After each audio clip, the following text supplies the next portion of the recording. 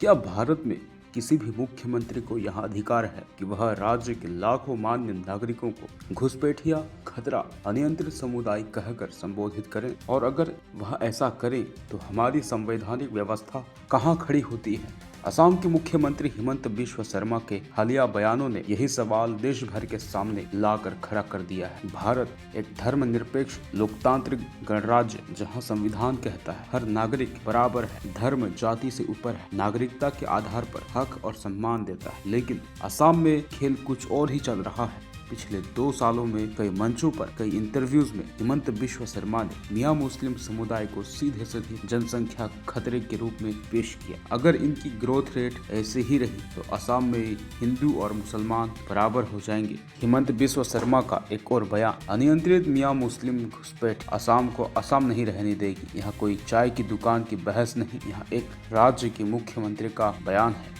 AIDSO और कई research reports में कहा गया है असम में बंगाली मुस्लिम आबादी ब्रह्मपुत्र घाटी के कुछ जिलों में अधिक है, लेकिन पूरे राज्य में जो भारतीय नागरिक हैं जिनके वोट से सरकारें बनती है, तो फिर उन्हें बाहरी या घुसपैठिया कहने का क्या आधार है? राजनीति के खिलाड़ी कहते हैं ये सब लॉ एंड ऑर्डर की बात। हिमंत बिस्वा शर्मा दावा करते हैं कि उन्हें घुसपैठ रोकनी है, पर सवाल उठता है अगर घुसपैठ रोकना है पूरे समुदाय को निशाना बनाने की क्या मजबूरी है? क्या यहाँ चुनावी ध्रुवीकरण का हिस्सा है हम बनाम वे की राजनीति? भाजपा के नेता कहते हैं शर्मा सिर्फ अवैध आव्रजन की बातें करते हैं, किसी धर्म के खिलाफ नहीं। मैं असम की सुरक्षा के लिए बोल रहा हूँ, लेकिन विपक्ष और मानवाधिकार संस्थाएं कहती है यहाँ भाषा कानून की नहीं, धर्म आधारित लक्ष्य की तरफ इशारा करती है। UN और कई अंतर्राष्ट्रीय संगठन ऐसी भाषा को असहिष्णुता बढ़ाने वाली बताते हैं। धुबरी से एक 28 साल के युवक का इंटरव्यू वायरल हुआ। वह कहता है यही पैदा हुआ, यही स्कूल गया और यही वोट डाला, पर नेता कहते हैं मैं घुसपैठिया हूँ।